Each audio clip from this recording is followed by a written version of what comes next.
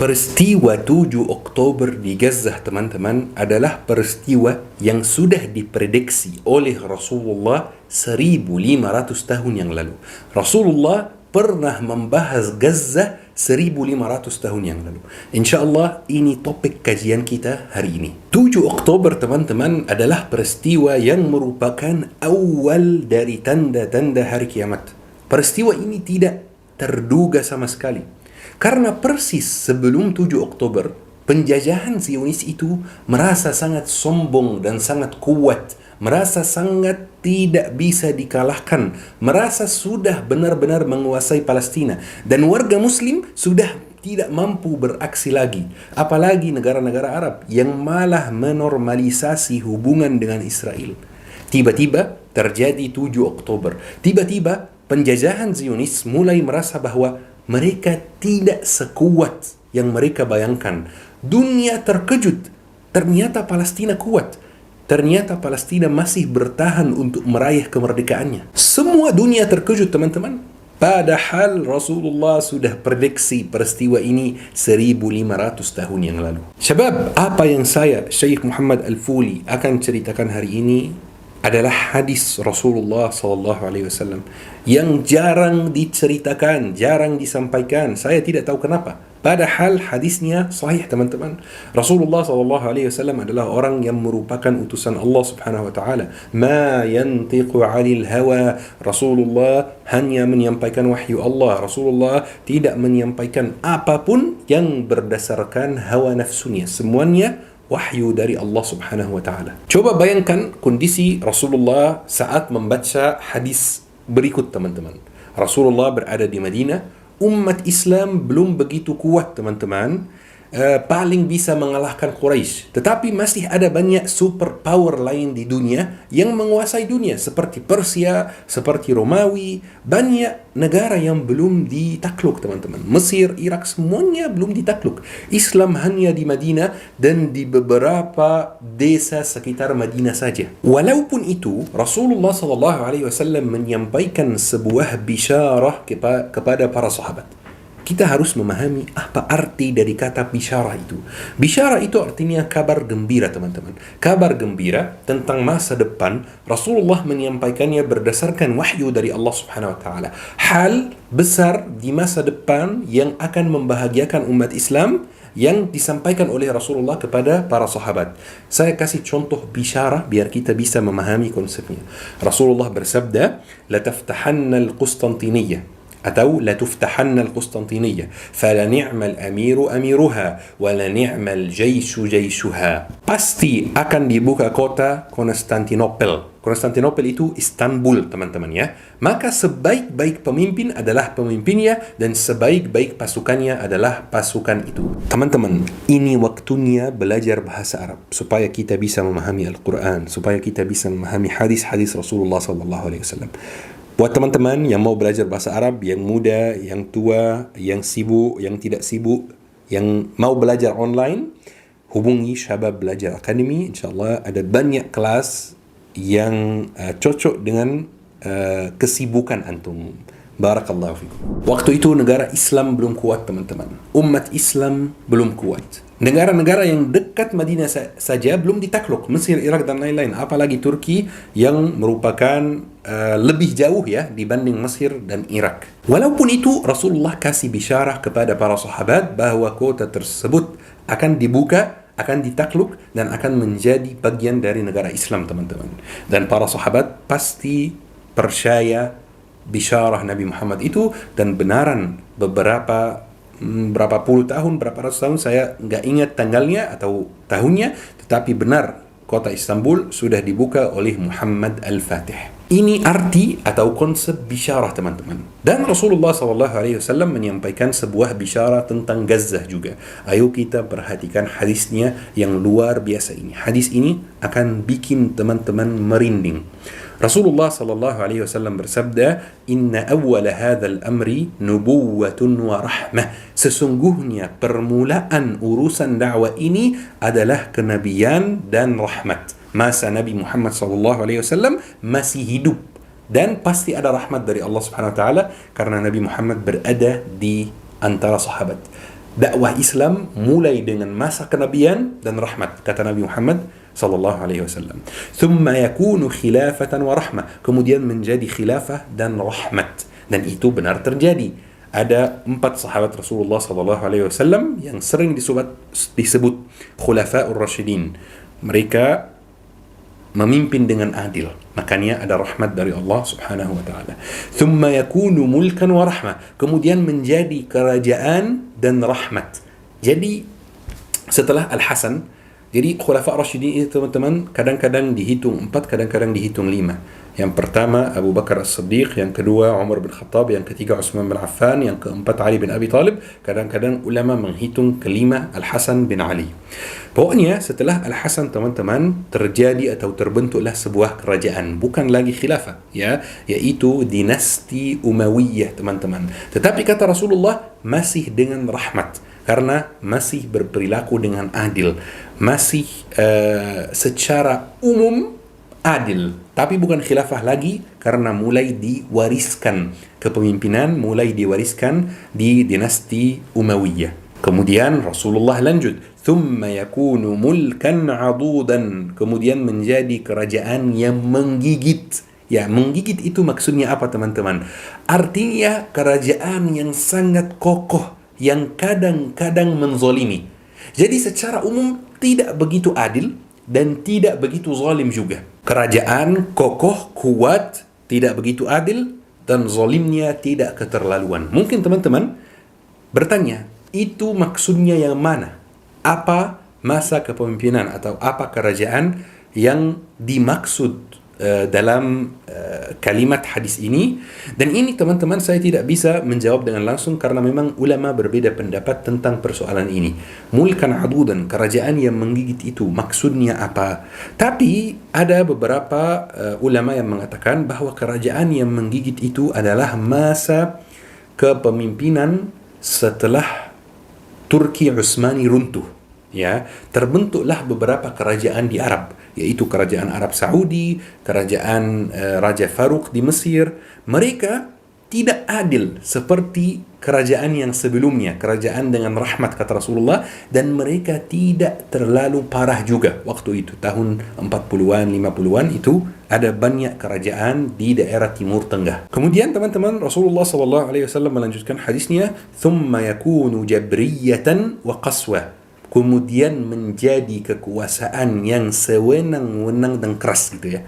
Kemudian kekuasaan yang sangat keras, yang sangat zalim, yang sangat sulit. Dan kemungkinan besar teman-teman itu adalah kondisi kita yang sekarang. Coba lihat Mesir sekarang seperti apa, coba lihat Arab Saudi sekarang seperti apa, coba lihat Suriah sekarang seperti apa. Kezaliman yang luar biasa, kerasnya luar biasa. Terus apa yang akan terjadi setelah itu? Perhatikan hadis Rasulullah, thumma yakunu ribatu fi sabilillah. Kemudian akan ada ribat di jalan Allah. Itu langkah berikutnya teman-teman. Apa artinya ribat di jalan Allah? Konsep ribat teman-teman artinya adalah penjagaan. Ribat itu adalah penjagaan. Jadi kata Rasulullah SAW, sekarang terjadi masa kezaliman yang luar biasa, masa kekuasaan yang sangat keras.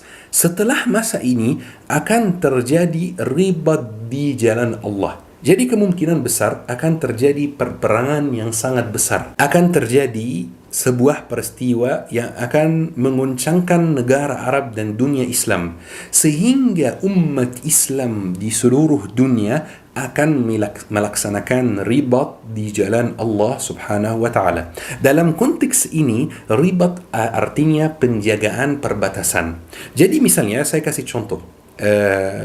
Sekarang kalau misalnya terjadi perang di dekat Mesir misalnya, otomatis Mesir kirim pasukannya ke perbatasan supaya menjaga Mesir misalnya. Kalau terjadi perang di Jerman, otomatis Jerman kirim pasukannya ke perbatasan supaya menjaga perbatasan Jerman. Karena memang setiap orang mau menjaga negaranya sendiri, itu harus teman-teman. Negara sendiri itu harus dijaga. Makanya saya di sini mau sampaikan, jangan sampai teman-teman yakni ada banyak kekacauan di NKRI ya, seperti yang terjadi di Timur Tengah. Allah Subhanahu wa taala memberi kita nikmat negara yang aman, yang nyaman, kita harus menjaga kesatuannya. Kalau misalnya terjadi perang di negara manapun, pasti negara itu akan mengirim pasukannya untuk menjaga perbatasan. Itu artinya ribat fi sabilillah. Itu artinya menjaga perbatasan, penjagaan teman-teman. Kita lanjut hadisnya teman-teman. Wa inna afdala jihadukum ar-ribat. Dan sesungguhnya sebaik-baik jenis jihad adalah ribat di jalan Allah, menjaga perbatasan negara sendiri. Lanjut lagi, ini yang mengejutkan teman-teman. Wa inna afdala ribatukum la asqalan. Dan sebaik-baik ribat kalian itu adalah ribat di Asqalan. Di mana Asqalan itu? Asqalan itu teman-teman adalah Gaza. Gaza adalah bagian di dalam Asqalan. Gaza merupakan bagian dari wilayah yang besar di Palestina yang namanya Asqalan. Imam Syafi'i lahir di mana? Imam Syafi'i lahir di Gaza. Imam Syafi'i dulu kalau ditanya, kamu orang mana? Jawabnya apa? Jawabnya, aku orang Asqalan. Kata Rasulullah sallallahu alaihi wasallam. Masya Allah, Masya Allah. 1500 tahun yang lalu Islam belum menyebar kemana-mana, negara Islam belum kuat. Rasulullah sallallahu alaihi wasallam kasih bisyara kepada umat Islam bahwa sebaik-baik jihad, sebaik-baik penjagaan terhadap perbatasan adalah penjagaan terhadap perbatasan di Gaza, di Asqalan. Gaza waktu itu belum mengenal yang namanya dakwah Islam teman-teman. Gaza waktu itu belum termasuk wilayah Islam teman-teman. Kok bisa Rasulullah SAW tahu? Pasti tahu karena ini wahyu dari Allah Subhanahu wa Ta'ala. Ini langsung kabar dari Allah Subhanahu wa Ta'ala. Nabi menyampaikan itu teman-teman 1500 tahun yang lalu. Nabi menyampaikan bahwa jihad yang paling baik itu adalah jihad di Gaza, jihad ribat di Gaza, menjaga perbatasan. Ini hadis sahih teman-teman, dan Ana sengaja di kajian ini hanya menggunakan hadis sahih. Karena kalau kita membuka kesempatan untuk hadis dhaif yang bercerita tentang Gaza, maka ada banyak sekali hadis dhaif. Misalnya, ada satu hadis dhaif yang Rasulullah SAW bersabda, di akhir zaman akan keluar 50.000 syahid dari Asqalan. Masya Allah, luar biasa. Sekarang ada berapa syahid di Gaza, teman-teman? Ini hadis dhaif. Tapi jangan pakai hadis dhaif dulu, pakai yang sahih saja. Yang sahih yang kita sebutkan tadi teman-teman. Semua tanda-tanda hari kiamat teman-teman menunjukkan bahwa segalanya akan mulai dari Syam. Negeri Syam itu termasuk 4 negara: Lebanon, Suriah, Yordania, dan Palestina. Kalau saya sebut kata Syam, berarti yang dimaksud adalah 4 negara ini teman-teman. Semua tanda hari akhir, semua tanda-tanda hari kiamat itu kebanyakan di negeri Syam teman-teman. Rasulullah SAW bersabda, Inni ra'aitu amud al-kitab intaza'a min tahti wisadati fanazartu ilaihi fa'idha huwa nurun sati' umida bihi ila Syam ala wa innal imana yaqa hina taqa al-fitan bisyam. Sesungguhnya aku melihat tiang kitab, melihat Al-Quran, melihat sesuatu yang menyatukan umat Islam, ya, diambil dari bawah bantalku. Rasulullah mimpi seperti itu. Al-Quran di bawah atau diambil dari bawah bantalnya. Lalu aku melihatnya, tiba-tiba ada cahaya yang bersinar dari arah Syam. Ternyata Al-Quran dipindahkan ke arah Syam. Ketahuilah sesungguhnya iman itu ada di Syam saat fitnah terjadi di sana. Masya Allah, luar biasa. Maksudnya apa? Al-Quran dipindahkan dari bawah bantal Rasulullah kepada Al-Syam. Maksudnya Syam itu, Palestina itu bakal menjadi hal yang menyatukan seluruh umat Islam. Sekarang teman-teman, kita bisa melihat seluruh umat Islam mendukung Palestina. Seluruh umat Islam support Palestina. Umat Islam yang tidak support Palestina hanya tersisa beberapa yang munafik saja. Tetapi setiap muslim yang keimanannya kuat, setiap orang yang ada di hatinya rasa kemanusiaan pasti support Palestina. Peristiwa 7 Oktober kemarin di Palestina itu sebenarnya menguji keimanan kita teman-teman. Ada yang mendukung Palestina. Ini keimanannya kuat, alhamdulillah. Ada yang diam, tidak mendukung dan tidak memfitnah Palestina, tidak menantang Palestina. Itu orang yang hambar itu ya. Tidak ada rasanya, tidak ada wanginya. Dan ada orang yang malah menantang Palestina, malah memfitnah Palestina, malah menyalahkan Palestina, dan ini adalah orang munafik, teman-teman. Dan ada orang yang lebih parah dari itu, malah menyuruh warga Palestina untuk hijrah dari tempatnya dan meninggalkan Palestina. Ini yang paling parah. Tidak ada yang lebih parah dari itu. Keimanan kita sedang teruji, teman-teman. Keimanan kita sedang teruji. Kita harus membuka mata kita dan menyadari bahwa dunia ini tidak akan lama lagi. Kita harus membuka mata kita bahwa kita harus benar-benar muhasabah diri sendiri, memperbaiki diri sendiri, supaya kita bertemu Allah Subhanahu wa taala dalam keadaan bebas dari dosa, dalam keadaan hati yang bersih, dalam keadaan beriman, teman-teman. Bagaimana dengan salat kita? Bagaimana dengan hafalan Al-Qur'an kita? Bagaimana dengan ilmu syar'i? Kita pelajari ilmu syar'i atau tidak? Bagaimana dengan waktu kita? Apakah kita masih sia-siakan waktu kita menonton hal-hal yang tidak bermanfaat, atau kita menggunakan waktu kita untuk pelajari ilmu syar'i, menonton kajian? Sekarang pelajari ilmu syar'i itu sudah sangat mudah. Allah Subhanahu wa taala memberi kita banyak tanda dunia tidak akan lama lagi. Sedang terjadi perubahan yang sangat besar di dunia ini sejak 7 Oktober kemarin. Hati-hati, siapkan diri, jaga salatmu, perbanyak sedekahmu, belajar ilmu agama, karena besok-besok akan ada fitnah yang luar biasa. Akan ada banyak fitnah yang lebih menguji keimanan kita. Contohnya fitnah Ad-Dajjal.